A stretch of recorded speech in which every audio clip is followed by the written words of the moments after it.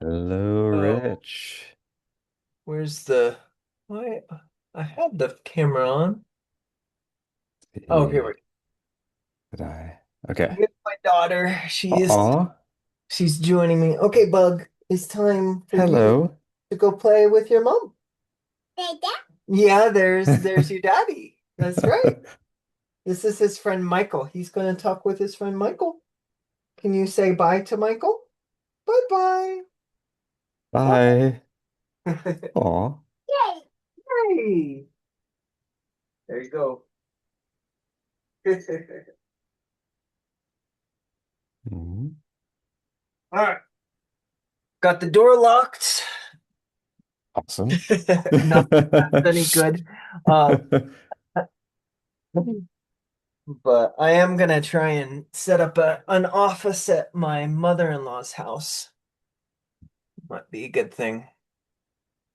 Beautiful. I'm getting windows out of the way and Yeah. getting all the distractions be gone. Distraction be gone. Yeah, including. Oh.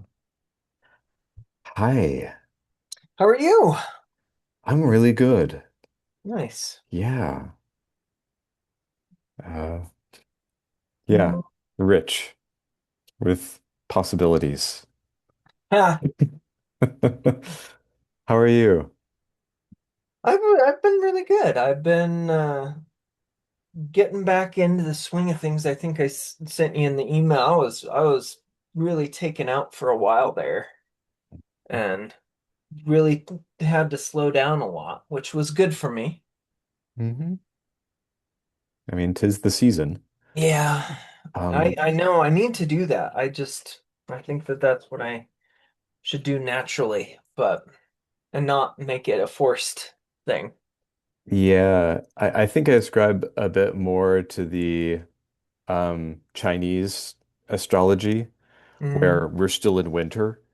It's yeah. still time to be hibernating and pondering the past and letting things go, and Mm, not quite time to like, okay, what am I gonna do? Like attacking 2026. huh, yeah. It's sort of like that when you wake up from the Huh, middle of sleep, from deep sleep, and it feels like you've been hit by a truck. Like that's kind of how it feels to me. mm. Everyone asking, like, okay, what are your goals for this year? She's like, no, stop. That hurts. It's not time. Mhm. I think February 17th I've marked. Like that's the Chinese New Year. So like somewhere around that time period is actually the optimal time to really lean in. Mm, And it's helpful and it can be fun to wonder between now and then. yeah. Yeah. So, oh, and we've got, it's like right now we've got the context of this session. There's the permission to share it live, Yes. which I'm putting up on YouTube. I might do other things with these things that I'm sharing publicly. Who knows? It's an Sure. experiment. But I like it. yeah, Happy to be the guinea pig. yeah. Thank you. Sure. So, what might make this a life-changing conversation for you? Life changing. Hmm.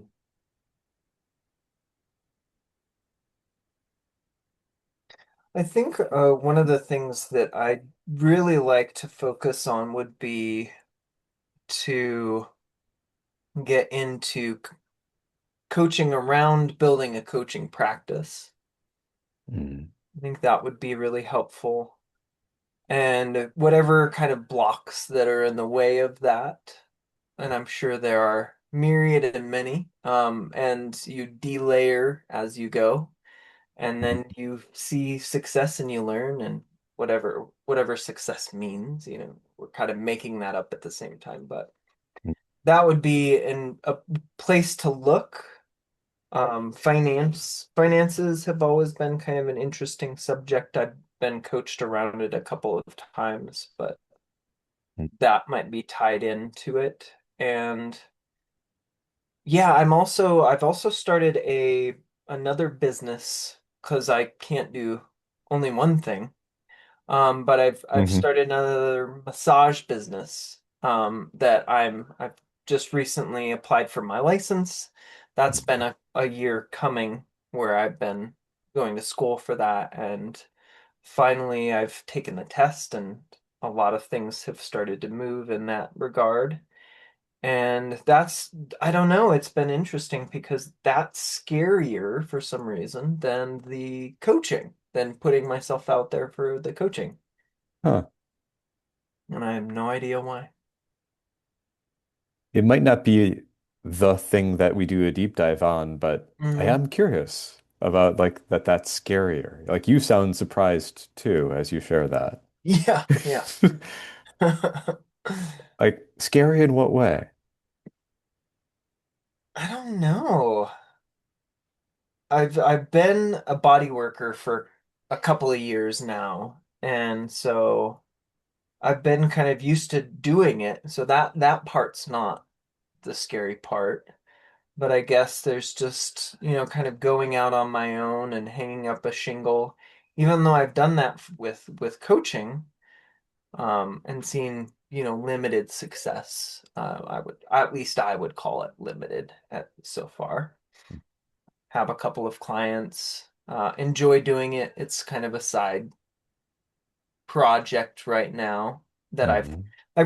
I have set it aside while I was going through and doing this massage program. But still kept my toe in. Hmm. Had maybe one or two clients, and now I'm going back to building the practice.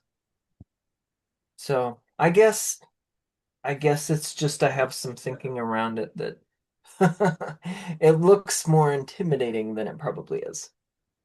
Yeah.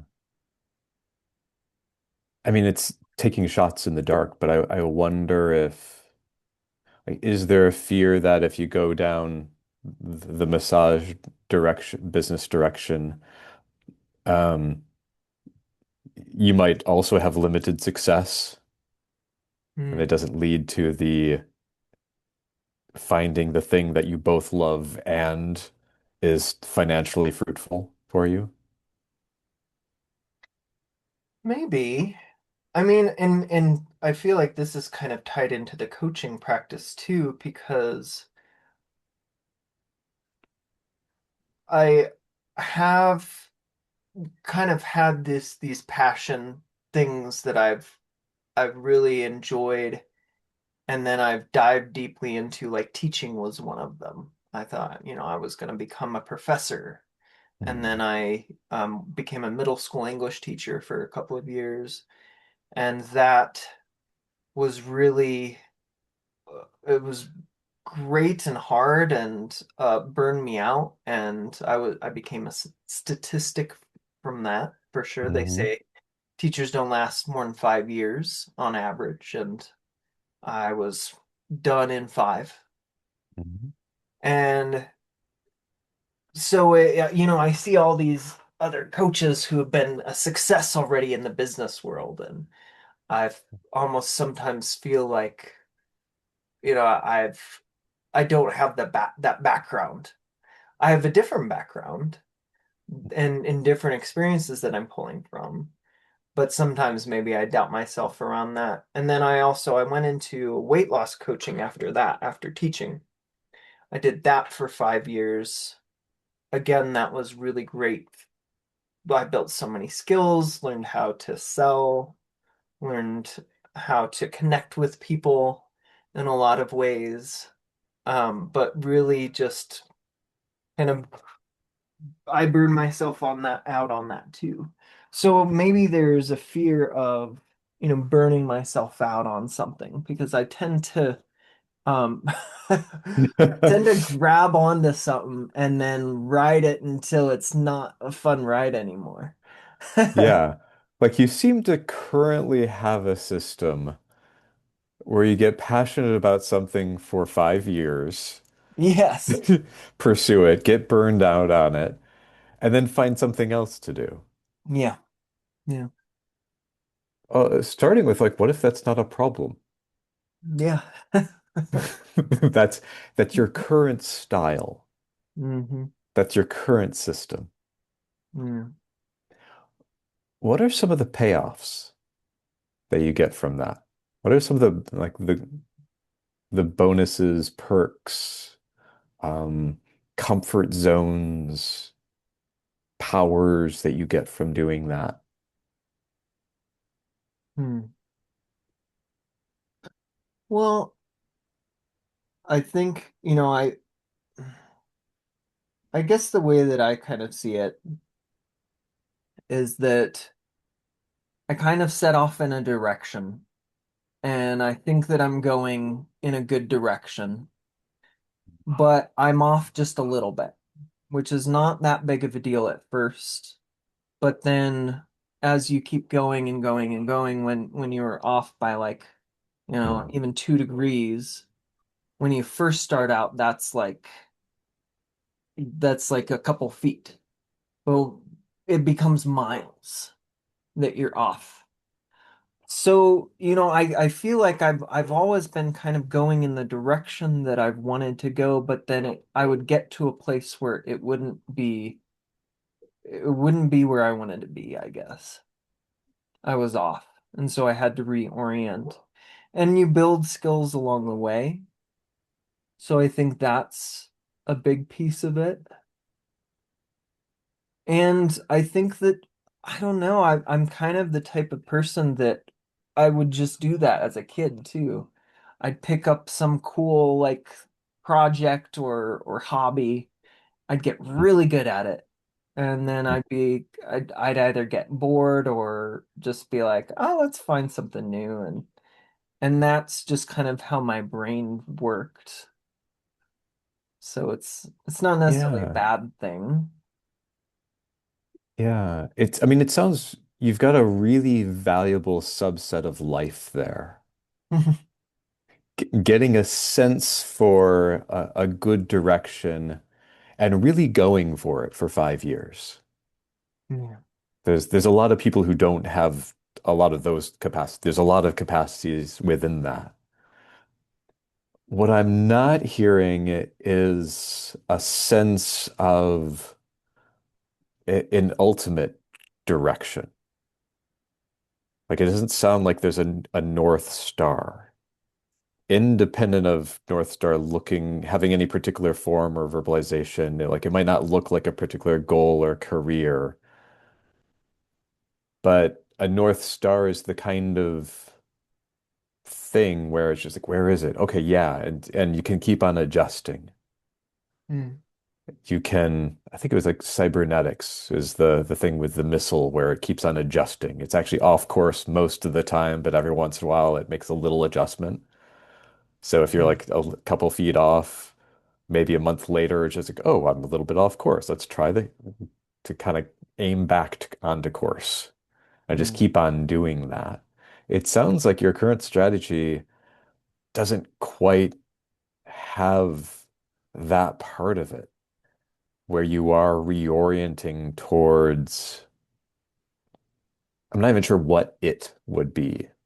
mm, In the more empowered world, it would be like, there's the goal, like there's the exact described vision of what you want your life to look like, and then you just keep on aiming for that.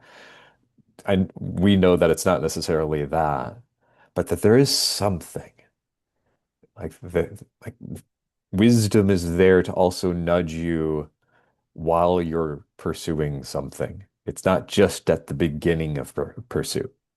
mm, Like wisdom isn't just there at the beginning of the coaching business. It's there every single day. It's not there yeah. just at the beginning of the massage business. It's there every single day. Mm.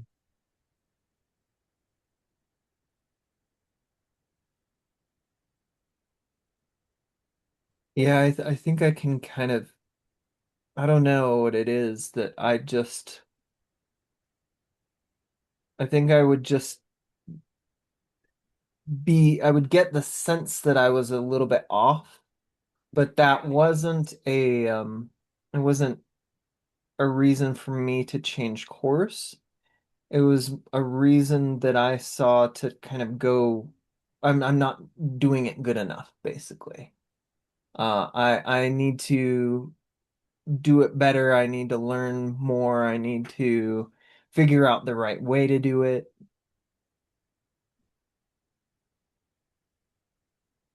And that was something that was it informed a lot of my life, really. It's been interesting because this the coaching thing has felt different. Like this has felt like it's something that has something there. And maybe I'm getting a sense that the body work doesn't, but I'm really loving the body work right now. It's so rewarding and rich and fun, and it's a great practice. I get to be really present with my clients, and it really grounds me, and I'm very good at it. So it's cool. It's also interesting that I kind of have both at the same time. Maybe what I needed is something that I can kind of, put a lot of head work into and then be like, okay, I'm tired of that, and then go into something else. And that's what I've been doing. Like, I focused on the business, my my business as far as coaching for a good solid year. And it wasn't really going anywhere. It wasn't really growing in the ways that I kind of wanted it to. I wanted it to be able to pay my bills, and it was not coming to that place. So I got a part-time job at this place called Stretch Lab, and then worked there for a while in the sales area. And then got bored with that, like I do, started stretching people, and I'm like, I love this. And so I went and got a massage license, took a break from the coaching practice, but still kind of, I still did a little bit of like podcasts. I kept on probably one client sustained. Um, and then now it feels like it's time to kind of go into I don't know, maybe do both at the same time, maybe marry them. Um, I can tell that I'm already getting clients from, working on them and being like, hey, do you need some, it seems like you're holding on to stuff in your body. It might be because you're holding on to thoughts in your mind. I also help with that. And it sounds like a common thread is still in the format of helping an individual person. Mm. So does that feel like a sweet spot, independent of these like different directions where there's definitely overlap as well? Yeah. I didn't love teaching as much because it was kind of a whole group of people. I loved working with the kids one-on-one. I did tutoring later on, and when I would sub, I would work with like small groups, like 3 to 4 students, and that was so much fun. Mm, And working with somebody one-on-one is really, really great. Of course, I did that during the weight loss coaching. mm, But that was kind of a different situation. Like it was very structured. It was like 15-minute sessions. So it was like very, very quick. And we were also selling, protein drinks, and that was the goal. So of course my focus was very sales heavy, and I got very driven and into that world. But I really did fall in love with coaching people and working with people. mm, But I couldn't talk about them with food anymore. I was mm. like, I'll be your weight loss coach, but I'm not going to talk with you about food. So I was useless by the end of it. I Uh, just couldn't do it anymore. It was messing up my relationship with food and my life, and yeah, it was really rough. yeah. I actually have this image of you moving through life where where you are making those tweaks, like you are sort of adjusting course, Mhm. but it's like 5 years out, and then Yeah. Yes. It's like that. like I think there's like thousands or hundreds of thousands of little nudges along the way that just turned into Mhm. like accelerating in that direction, which in a way is awesome. You're really good at going deep, at Yeah. getting good at something. Yeah. I'm imagining, and you can let me know if this like lands for you, that the opportunity for you is to redirect some of that focus on getting good at things towards doing anything that comes to mind to help someone.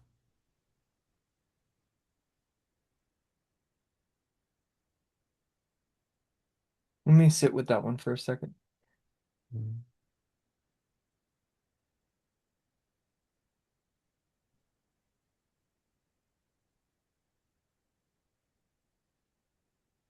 I think I was just feeling that this ties in really, really deeply to something that one of those kind of points that I think is limiting, like in when I'm doing body work, there's something that's called the prominent limiter. So if somebody has trouble raising their arm, there's a particular muscle that is the prominent limiter that if they try to raise their arm, that muscle is going to grab or it's going to be tight. Hmm. And Hmm. you release that prominent limiter and then you release other muscles after that, of course, but you can only adjust them, one at a time. Hmm. And so the prominent limiter here maybe is that there's a desire for me to be valued and seen as being good at something. And that was something that was really a big piece of my life when I did like a lot of like sword fighting and fencing. And I put a lot of effort and energy into that. And I never got to like I could have probably, if I continued on, I probably could have been a sword knight or a ward lord or something like that. Hmm. But I decided to put my energy elsewhere. But there was something about that that kind of fed me, or I allowed it to feed me, that I wanted to be seen and valued. And I think in a lot of ways that got in the way because I wanted to be good at teaching, and then that got in the way of my connection with students. And I wanted to be good at the weight loss coaching. And then ultimately that drive got in the way of me being a really great weight loss coach for somebody. Yeah. So it's maybe a different way of operating. Um, and it's a different come from because it's very different when you're coming from that fear of like wanting to be seen as valued so that you're doing certain things in order to do that versus really going to help.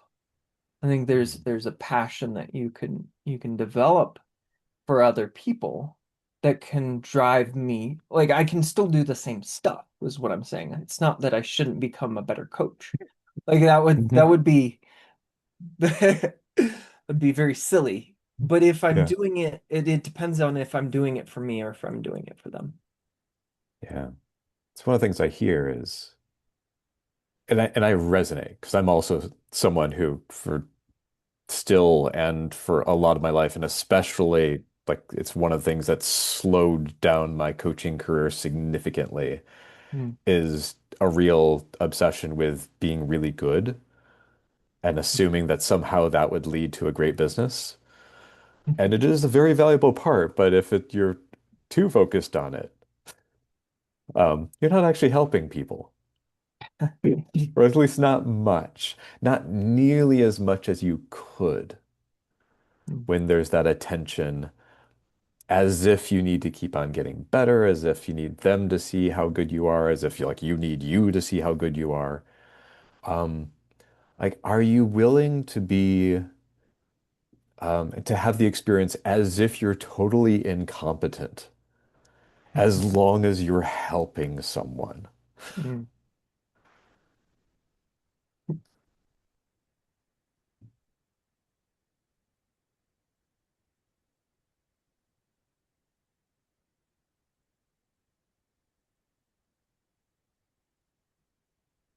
Yeah, there's some resistance to that, I think. Cool. Like, yeah, so like step up, like hang out at that edge. Just Yeah. you don't need to go past it, but just like what's it like hanging out at that edge? Describe how far you get and what it's like just not like hanging out there, not quite going there. Yeah. Well, I think that there's a my mind has this kind of impossibility around that. Like the two have to go together. Like being competent has to go with helping someone. Hmm. So I think there's that. And of course there's the ego part of me that wants to be good at something, that wants to be I think more importantly, wants to be seen as being good at something. Yeah. Like it's just funny because like I've been trying to do a practice of whenever I get compliments or that kind of thing at work that I'm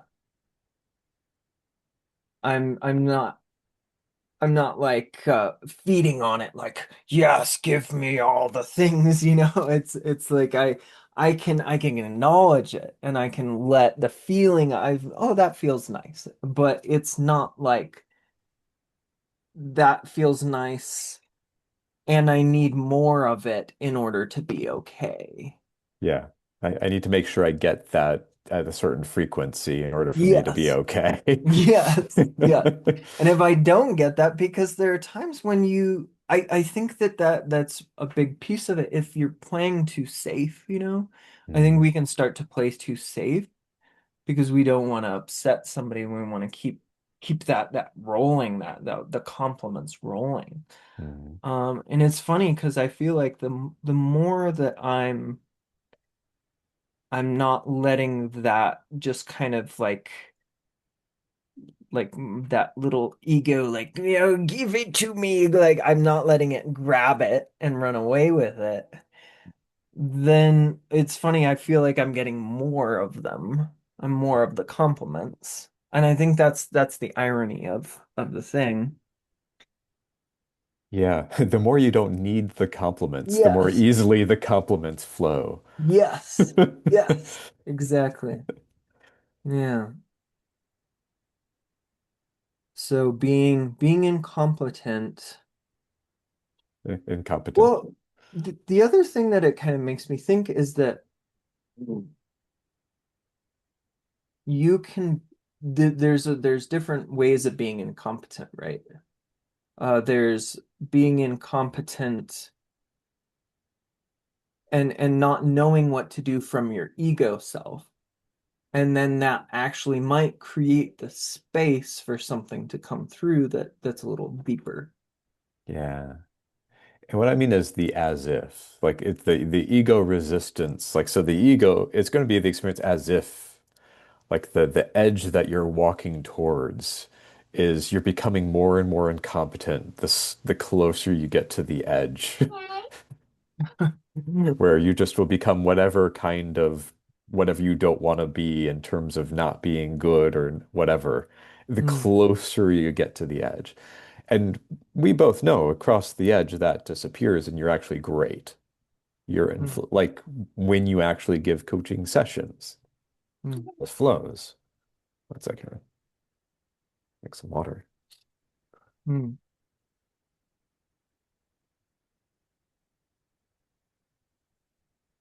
So it's as if incompetent. Yeah. Hmm.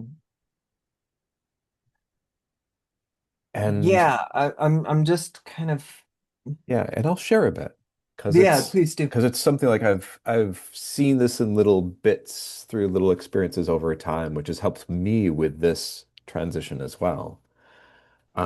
Even back to like classic prosperous coach. Hi, Maya. Hmm. The lamppost distinction. Yeah. Like if someone just goes and talks to a lamppost, that's going to be significantly more valuable than actually talking to most amateur coaches. Because amateur coaches, or actually just for like the helpful friends or people who are sort of acting as amateur psychotherapists, Hmm. they'll ask all these questions, they'll get in the way, when really, if they just allow the person to think for themselves, it'd be so much better. Hmm. Like there's a coach that we did peer coaching in Steve Chandler's ACS program back in the day. And I remember there was a coach I worked with who was a fairly new coach, but he was really good at just listening and not interrupting me and kind of just prompting me to talk more. And it was really powerful coaching compared to some of the peer coaching with people who are really experienced, very powerful coaches, but they sort of got in the way of me having insights. Hmm. Another example of like in this direction of being impactful versus being good. I remember going to this event, which was like a relatively high ticket event, but with a bunch of people who are like less transformationally experienced attending. And the high point of the event was this exercise, which in my mind, in like my judgmental mind back then was so basic. I was just like, this is what we're doing? Okay. Like I'm like bored, like doing this mundane coaching exercise. And yet I noticed in the check-in with other people were having life-changing experiences doing this really, in my mind, really, really basic exercise. Like if they had ever done a transformational workshop before, they would have done this kind of thing. And so many people in this event were like, "Oh my God, this changes everything. I had no idea. Creates so much clarity, so much energy." And something clicked in that for me of, "Oh, like yeah, I've gotten like more sophisticated and Hmm. doing all this like more nuanced and wilder and different and like different kinds of work. And sometimes the most mundane, simple things are all that's needed to completely change someone's life. Like it's why there's executive coaches out there charging 10 times what I'm charging with like a couple months of training and a credential, and they're doing a ton of good and creating a ton of value. Hmm.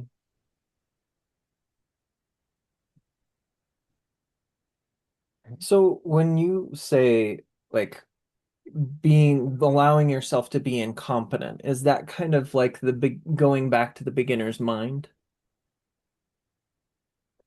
Um, it's it's like what I mean by allowing yourself to be incompetent is actually independent of what you do. Hmm. It's that signal when you're getting close to the edge where you like want to like you're starting to move towards something and you want to like retreat towards being good at something. Hmm. It's the turnaround where when you start to have this fear of being incompetent, keep going. Hmm. You're worried about not being ready for something, keep going. If you don't know what to do, that's the time to take action. If you're not sure if you can help someone, help them. Hmm. So it's reversing wherever there's that discomfort, wherever the discomfort comes up, you reverse the meaning of that signal to mean instead of turn around or instead of go into this comfortable pattern of like, well, let me study some more. Let me Mm, get better at something. Let me go improve something about myself. Like whenever you're tempted to improve yourself, go help someone instead. mm. It's kind of like you're just not waiting. Mhm. You're you're coaching full out. Like there's there's that hesitation signal. It says that you're on the right track. And so it's telling you that you don't have to listen to what your mind is telling you, basically. Yeah. Like, and as an experiment, because there's some distinction where like hesitation actually means to hesitate. Hmm. But as an experiment, because you have common sense and you have lots of wisdom, as an experiment, what if you treated hesitation as a green flag Mm. or a green light? I forget which metaphor Hmm. to use there. Yeah. But hesitation means go.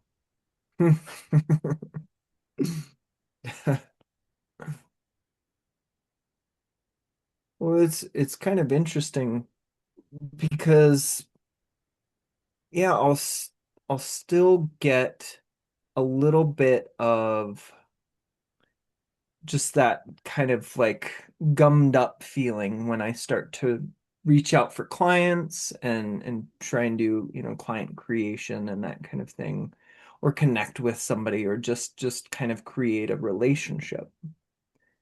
And it's interesting to see where I'm second guessing myself. I had an experience where it was last year. We had this local event for entrepreneurs, and I spoke at it, and it was just this like I was really on my edge. Really, I was. I was just like I was feeling it. But I still went through with it. I still gave the presentation. And afterwards, it was kind of exhilarating. It was like, oh man, this was amazing. I should do this more kind of thing. And yeah, I've got the event coming up, so I'm going to be submitting some more proposals. I'm going to be submitting 3 proposals this year. So, but it's interesting. I'm not having the hesitation, which I don't think that means anything necessarily. Yeah, yeah. No hesitation doesn't mean stop. Yes. That could be totally detrimental too. Yes. I've done nothing until I've felt like I I feel great, shouldn't so do I'm doing something. nothing. Wait. Yeah. You still have to do things in your coaching practice, I guess. I don't know. Yeah. To be able to have a coaching practice. Mhm. But yeah, the I've been having that feeling around this massage therapy thing. Mhm. So Mhm. I've been feeling that and just really kind of trying to be present with it. And it doesn't mean, I think you're right, it doesn't mean that I shouldn't go and ho- put out my shingle as a massage therapist or a coach or anything like that. Mhm. But it is something that I can notice and take account of and watch out for and but not see it as a block. Not Yeah. see it as something that I need to overcome or grow past, or I need to go do more schooling or anything like that. Because I do love to learn. really Yeah. like it. Like Good. it's fun. I mean, I totally agree. yeah, It, yeah, it's it's one of the massive perks, benefits of this kind of career path. We mm, get to keep on learning.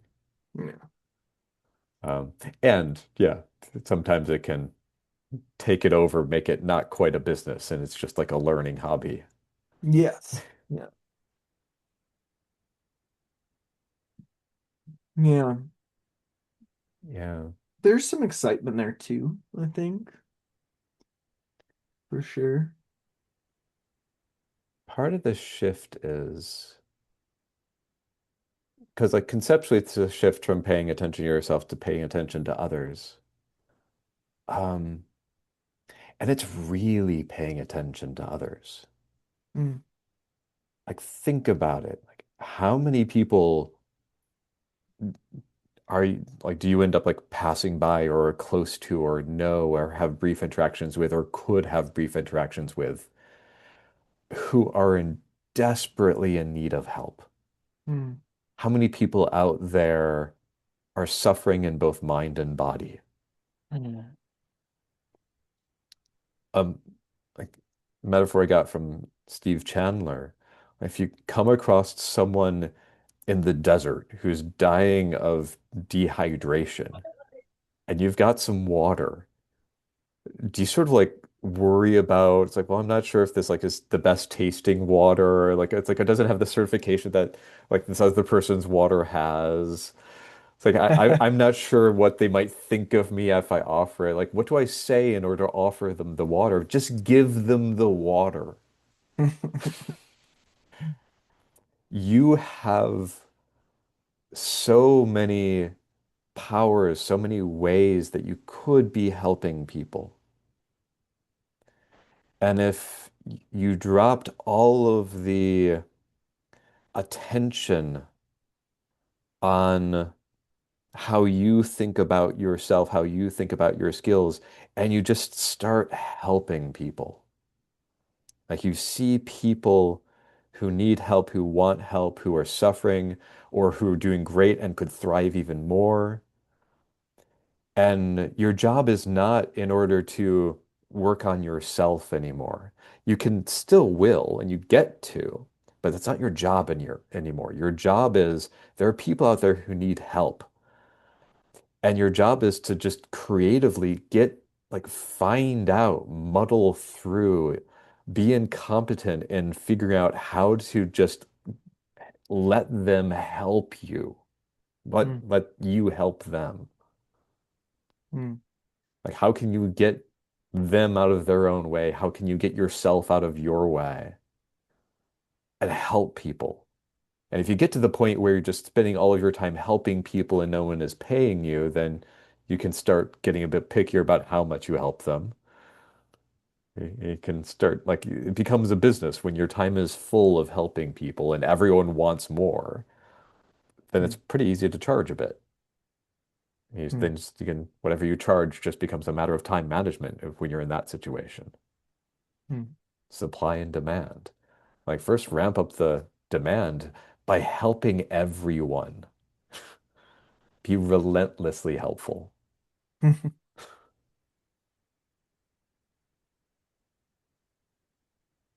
Yeah, it was like I was at it was like this gong bath, New Year's gong bath, and everybody was talking about their intentions, and I was just struck by how many people were just like, I want to be, kinder to myself, or I want to stop having this addiction, or, I want to have, less trauma and resolve some of my trauma. And I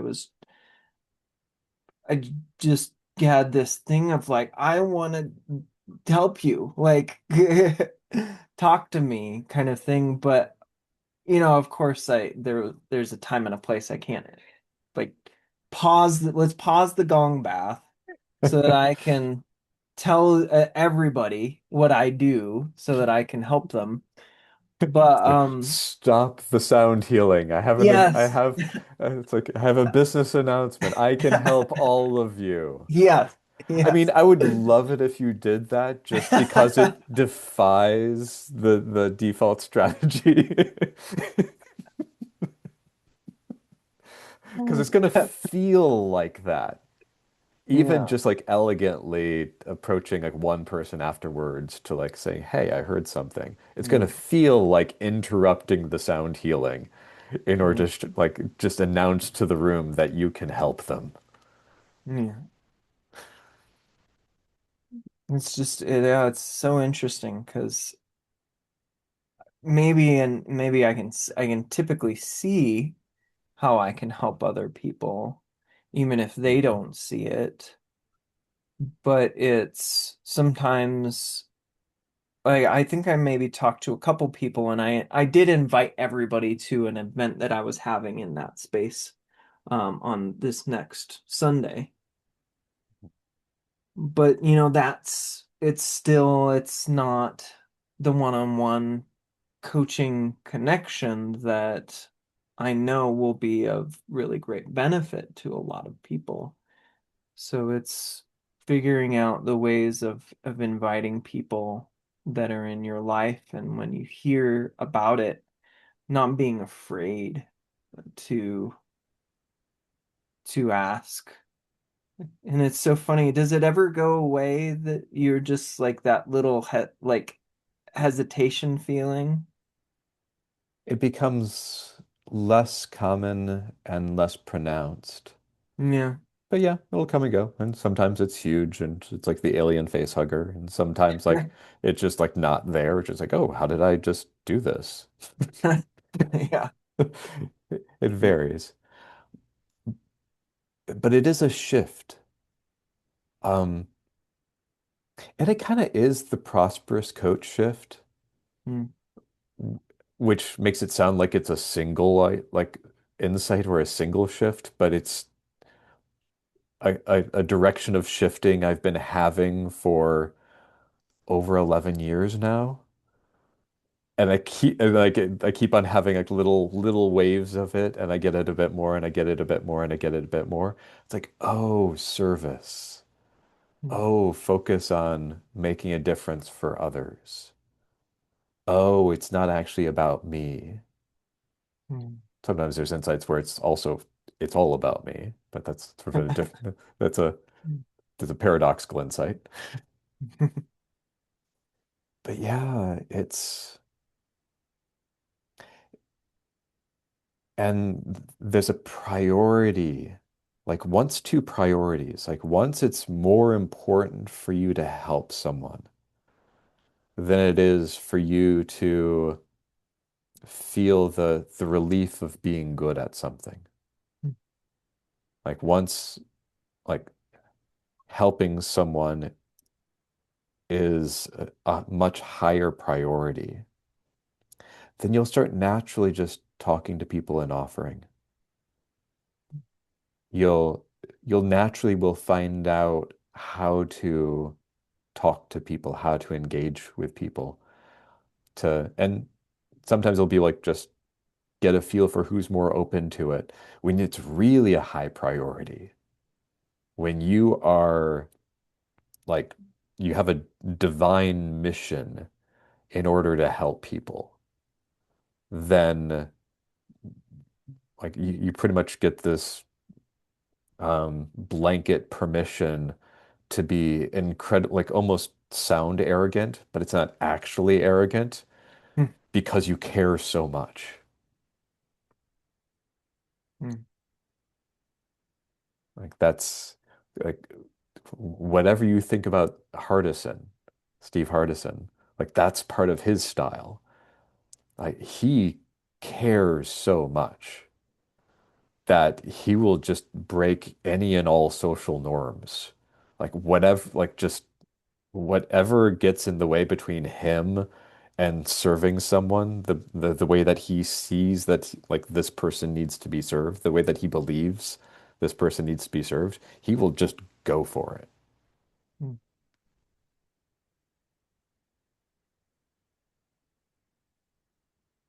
Well, the other thing too is I feel like that incompetent means kind of setting aside what you think you know about serving. Because, I've read The Go-Giver 5 times, and I've, done the ACS virtual thing twice, and blah, blah, blah, blah, blah, blah, blah.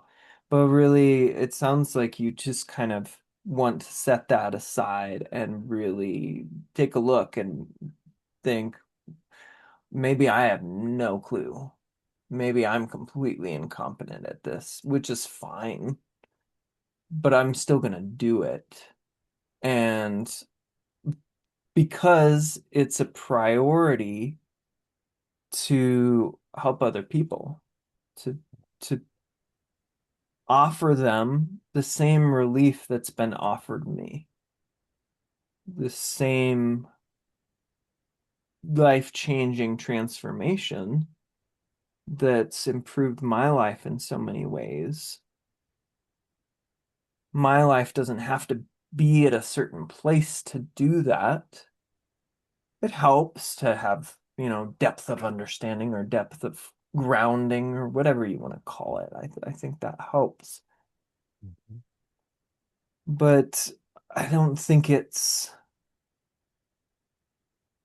I think sometimes that seeking that can get in the way of actually being of service. Yeah. And the insight that like it was like long after or a bit after I read The Prosperous Coach, but the insight that actually got me into ACS, that got me like into Steve Chandler's world and everything that came after that, was from reading Wealth Warrior. Mm, And is one of the way, because like in Wealth Warrior, Steve talks about wealth being a product of service and creativity. Which in that frame, she's like, okay, yeah, that makes sense to me. It's like, okay, I serve and then I get paid for service, right?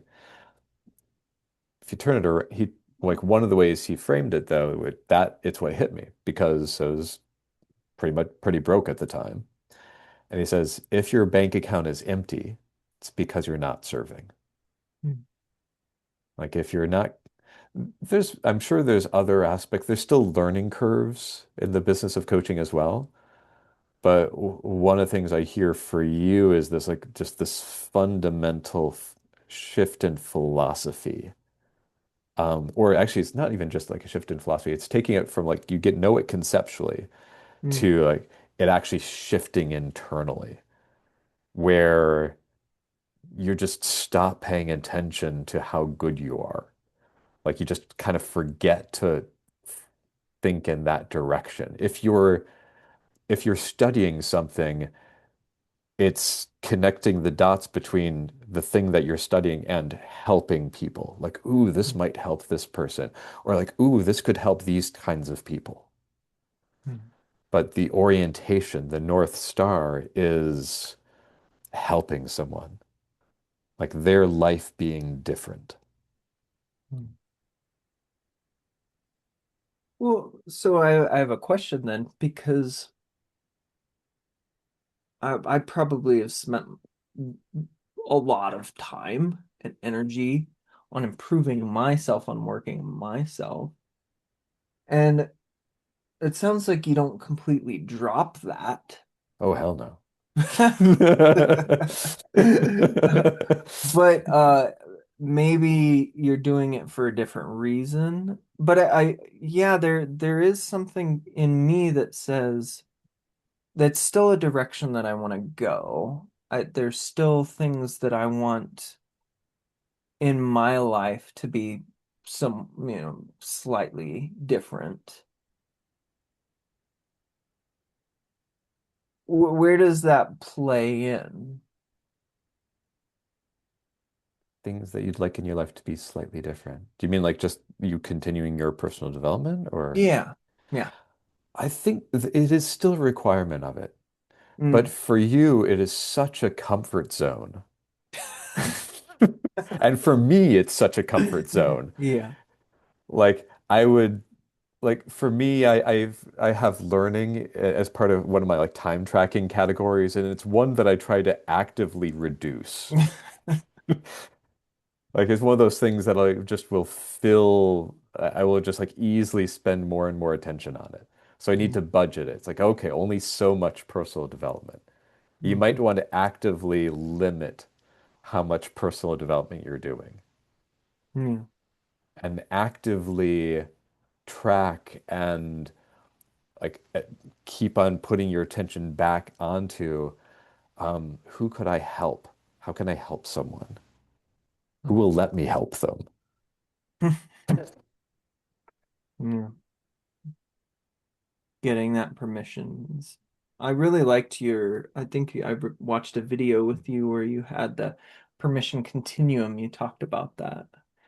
And well, and then maybe that's the other thing I wanted to say because there was, I come from the sales background and the weight loss thing, and then I did a training course where they suggested, you give them basically the same thing as the ACS. You give them a taste and a sample of what you do, a coaching session or two, and then at the second one, you leave a little bit of time, and then you ask, would you like to continue? Would you like to know my prices? Those kinds of things. And then in that training, you said, oh, you don't even have to do that. You let them ask. And you try and maybe I'm hearing this wrong, but the goal is to get to a certain level of permission through your powerful coaching so that they're going to come to you. And there's a part of me that it's like I won't have a business if I do that. And there's a part of me who's like, that sounds really like a great way to do it. So could you maybe speak to that a little bit? I know we're running short. Yeah, we'll go a little bit over as well, Sure. just to make time for this and also wrapping up. Um, Because I wanted to ask about this one. This one was one in that was in my yeah, it's a good one. Within um, like gifting coaching in service of helping someone, Mhm. and this turning point where that turns into enrollment and ongoing coaching. I think I'm thinking of at least two ingredients to this because I also like want to divorce it from the actual format. Like, does this happen call number one or call number two? What do you say? So like getting out of all of that. It's good to have systems, but like that's going to look different for different coaches. Some coaches like ask, some coaches just like walk away and see if the client chases them. Doesn't matter. They run away and Because they run away this way. It's just like it but has the then client's they like, then they hey. turn around. Like, oh, are they following me yet? Oh no, okay. Yeah. And part of it depends on how much you're charging as well. Mm, Like if you're just charging a little bit per session, it's easy to say it's like, hey, if you'd like more sessions, here's the price per session. mm, Like if it's like part of this is earlier on in the coaching business career, and it's like probably well before it's actually making a living, but like make it easy. Make it simple. Like charging per session, I totally recommend doing that towards the beginning because you'll learn a lot of this stuff as you're going. If if there's more of a challenge to enrollment, for example, if it's a larger price, if it's a longer period of time, if it's going to require more of the client, if it's kind of scary or edgy for the client, um, then you want even more change to have occurred for them before going into enrollment. So sometimes you might, that might only take like 10 minutes of a gifted session. That might take one gifted session, two gifted sessions.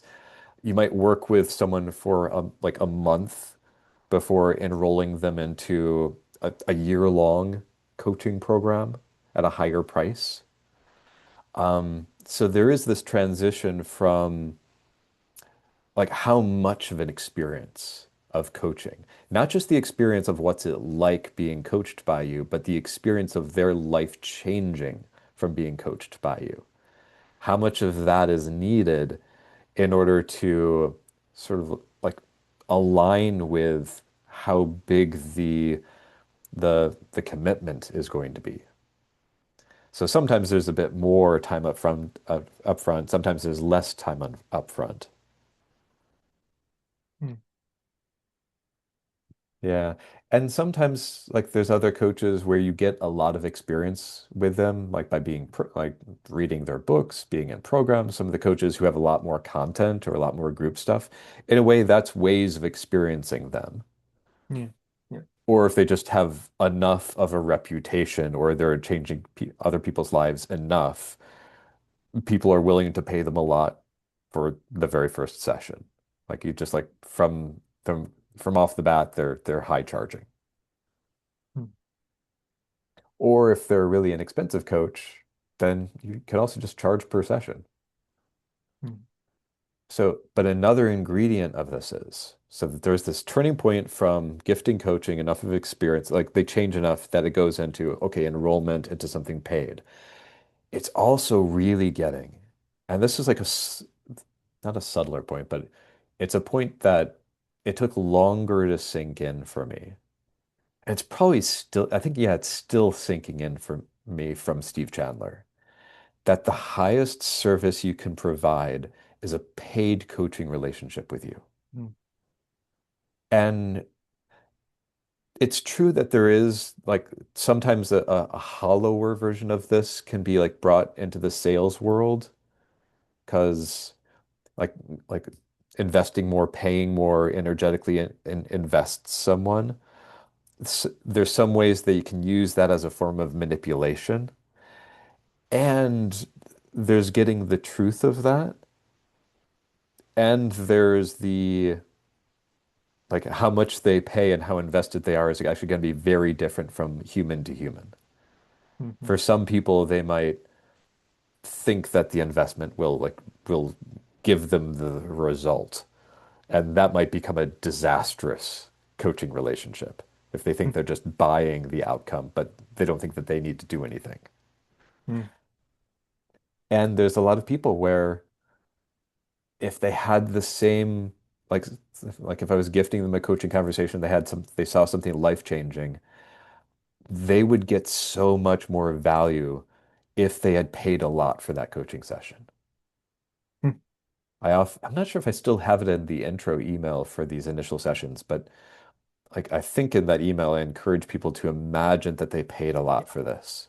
You Like still come have it, in. yeah. Good. Yeah. Good. Yeah. Because if not, I'd go and put it back in right now.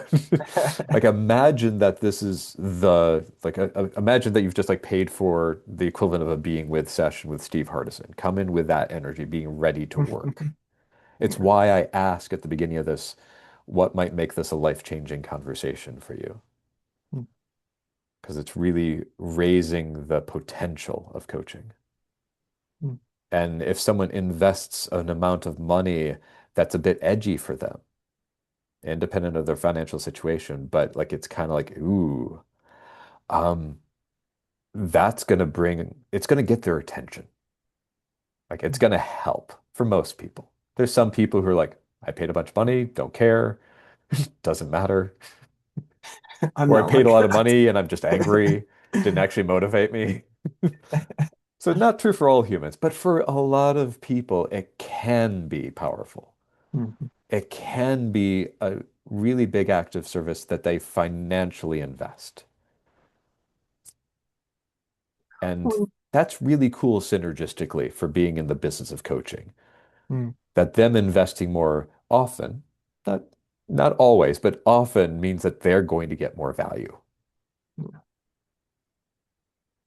And well, it works both ways too. Like I know I've been in a training before where they talked about how if I'm just giving away sessions all day long, I can only do that for a couple hours a day before I need to go get a job and pay the bills in that way. So if I can get paid more, it increases my ability, my time freedom to help more people. So in a lot of ways, it's very, very selfless to get paid. And it's actually selfish on my part to not get paid to do Yeah. this for free. Yeah, you're actually being incredibly selfish in all sorts of ways. Yeah. Yeah. Think about all the people you're not helping, Hmm. that you're not charging. Like you're Yeah. getting your own, like, well, that you're not getting paid. Like there's all these ways that you're getting in the way of the world becoming a better place with all these talents that you have. Then it's just room for like, getting creative to how to bridge that gap. Hmm. It begins with just wanting to, Yeah. for a Well, different reason. yeah. No, I really hear the kind of the come from place, and I'll really examine that w when I'm going and doing something. Whenever I think that's maybe that's what I'll do this week is whenever I'm doing any sort of activity that's in connection with my business, I'll just kind of look at it and I'll pick it up and I'll say, oh, where's this coming from? Is this coming from a desire to be seen as really great and amazing? And I mean, I'm sure my ego would love that. But, or is this coming from a place of wanting to help someone else so that they can have a better experience of life? And being honest with myself. I mean, I really need to be honest with myself on that. Be honest if I'm coming from that place of me. Have a book idea which has me very reluctant to like, or like somewhat reluctant to like, should I give you information? I mean, it's probably something that you've Give me already read. more. I promise I'll do it from a It's a, other people service place. it's a really short, relevant book that who knows you might have already read. Living Service by Melissa Ford. I have it on my Kindle. I actually just was like starting it the other day. I read the intro to it. Perfect. That one is hyper relevant to Mm, this conversation. cool. It is information, so intend to transform yourself as you read it. Yeah. Don't just gather it. It's like, oh, I understand service now. Yeah. Yeah. Like read that book and go start giving people the water. Mm, mm. Yeah. Cool. Yeah. Ah, hmm. Yay. Yeah. Appreciate your time today. Yeah, and it's an honor to be here with you. Hmm. I've really enjoyed your humility, your depth, your like fascination. The previous podcast episodes that we did were a hell of a lot of fun. Yeah. And yeah, I really want you and other people to be paired. I want you, like your magic out there in the world. Mm, And they want it too, whether they know it or not yet. mm, And most people don't know. yeah. They don't. Yep. Innocently. Mm, Cool. mm. Anything else before we close? No, no, that's good. All right. Thank you. Or I'll just stop the recording.